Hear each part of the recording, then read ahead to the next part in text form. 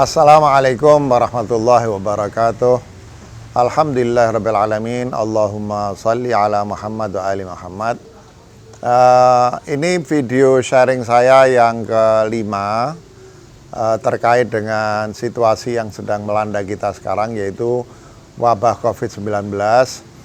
Sebelumnya saya sudah bicara tentang pentingnya kesehatan, pentingnya mengikuti aturan-aturan untuk memelihara kesehatan, tentang tidak perlunya kita panik menghadapi wadah ini. Saya juga bicara tentang hikmah-hikmah yang bisa kita petik dari musibah ini, kemudian hikmah dari sakit, ya, termasuk juga tentang manfaat doa di dalam mengubah takdir. Nah, rasanya sekarang sudah waktunya saya bicara tentang satu topik yang mungkin sedikit lebih berat, tapi sudah pasti orang-orang yang mendengarkan video-video saya kemarin, topik ini terlintas di kepalanya. Oke, kita bisa mengambil hikmah dari musibah. Oke, kita bisa mengambil hikmah dari sakit. Tapi bagaimana kalau sampai wabah ini menyebabkan kematian? Nah, bukankah kematian itu menakutkan? Bukankah kematian inilah yang orang sebanyak mungkin ingin menghindar darinya, ya? Nah, pertama, hampir-hampir tidak perlu saya ingatkan lagi bahwa kematian itu tidak bisa dihindari oleh siapapun, ya. Sering dibacakan oleh para ustadz, khususnya pada saat ada kematian, bahwa Allah SWT mengatakan kullu nafsin dha'iqatul maut, ya. Dha'iqah itu dalam bahasa Arab artinya sesuatu yang datang tiba-tiba dan tidak bisa ditolak, ya. Jadi kullu nafsin, semua jiwa itu akan katakanlah istilahnya diterkam, didatangi secara tidak terduga dan tidak bisa dia hindari oleh maut, ya. Jadi sikap seseorang dalam menghadapi maut ini adalah bukan takut seharusnya, karena takut itu tidak ada manfaatnya, ya. Bukan saja kematian itu akan datang, tapi kematian itu bisa datang sewaktu-waktu, ya. Bahkan bayi yang baru lahir sehari pun bisa meninggal dunia. Bayi yang baru hidup di rahim ibunya pun bisa meninggal dunia. Sehingga ada seorang filosof Jerman yang terkenal mendefinisikan manusia sebagai a being unto death. Jadi wujud yang setiap saat bisa diterkam oleh kematian, ya.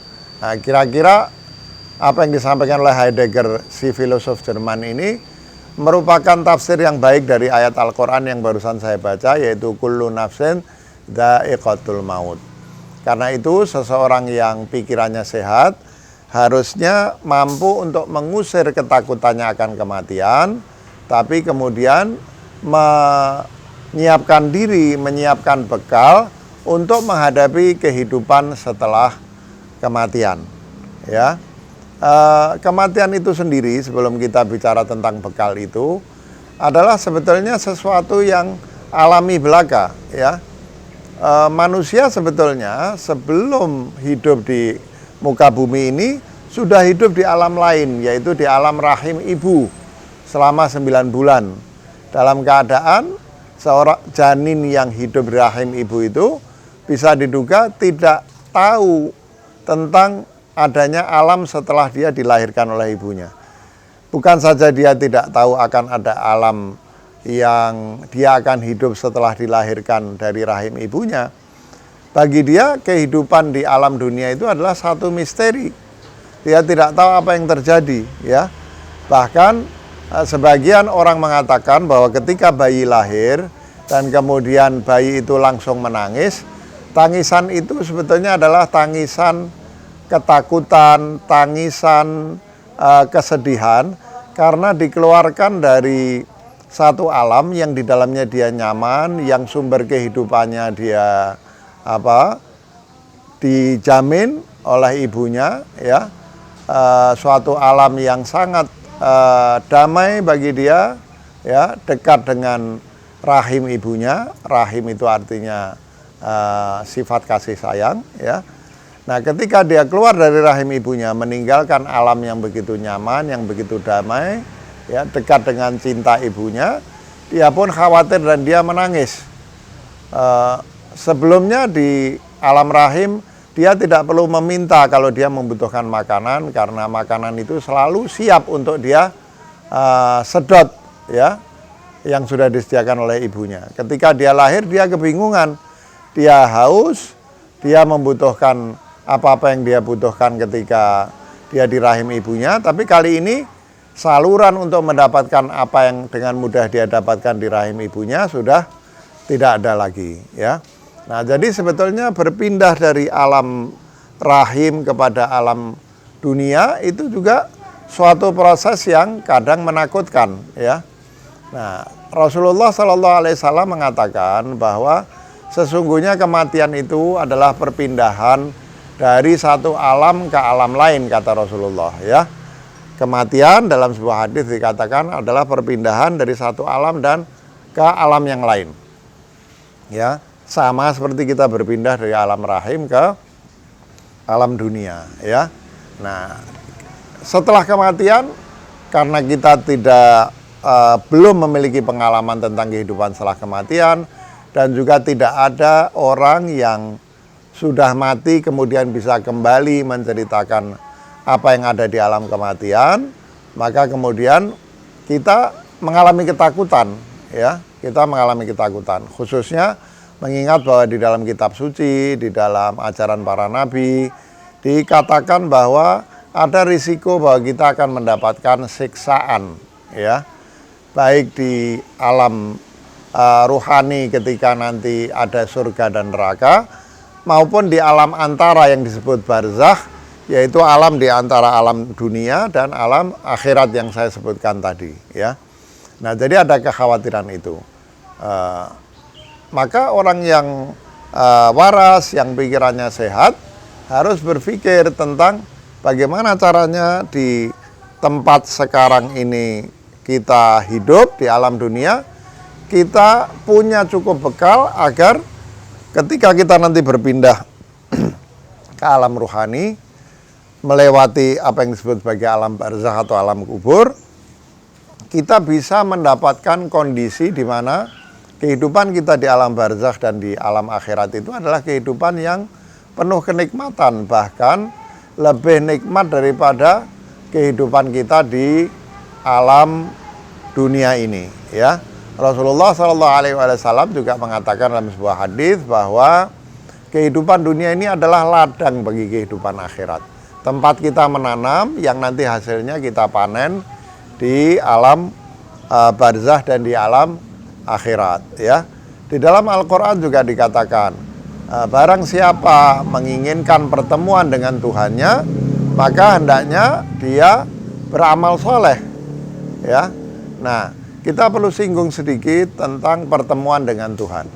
Pertemuan dengan Tuhan ini adalah satu ungkapan yang menunjukkan kenikmatan tertinggi yang bisa kita peroleh di surga, ya. Pertemuan dengan Tuhan ini sesungguhnya adalah pertemuan dengan kekasih kita.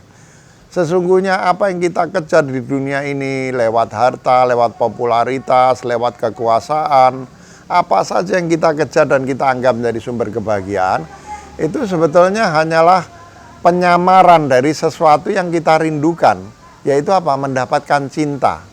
Cinta siapa? Cinta kekasih sejati kita. Dan kekasih sejati kita itu adalah Allah Subhanahu wa ta'ala. Di dalam Al-Quran, dan ini adalah sebuah anjuran agar ketika kita mendengar ada orang yang meninggal dunia, kita membaca ayat Al-Quran ini, dikatakan inna lillahi wa inna ilaihi raji'un. Sesungguhnya kita ini bagian dari Allah, dan sesungguhnya kita akan kembali kepada sumber kita, yaitu Allah juga, ya.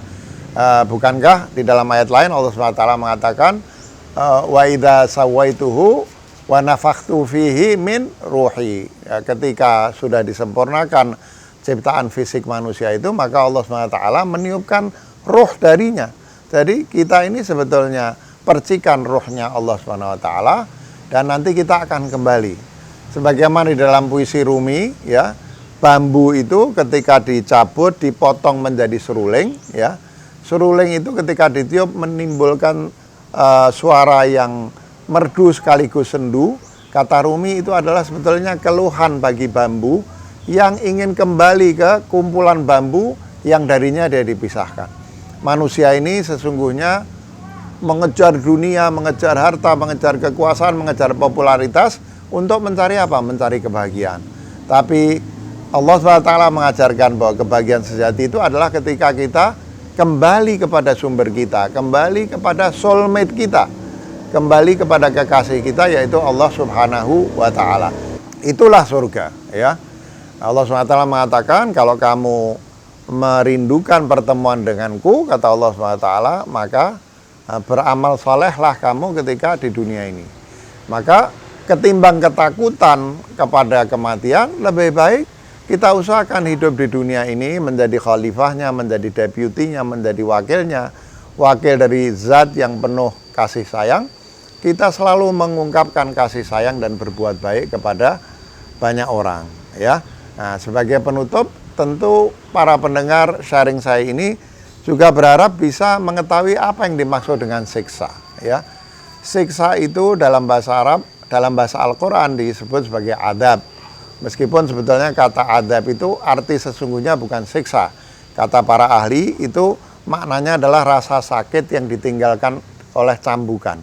Tapi kenapa Allah SWT menggunakan kata adab? Karena kata adab ini bisa berarti rasa sakit, tapi pada saat yang sama kata yang berasal dari 3 huruf ain dal ba ini bisa membentuk kata adbun. Adbun itu artinya rasa manis yang menyegarkan.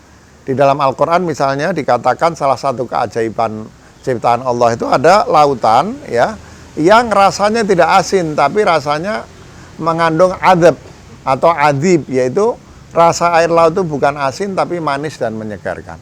Jadi arti kata adab sendiri adalah sesuatu yang baik sesungguhnya, ya.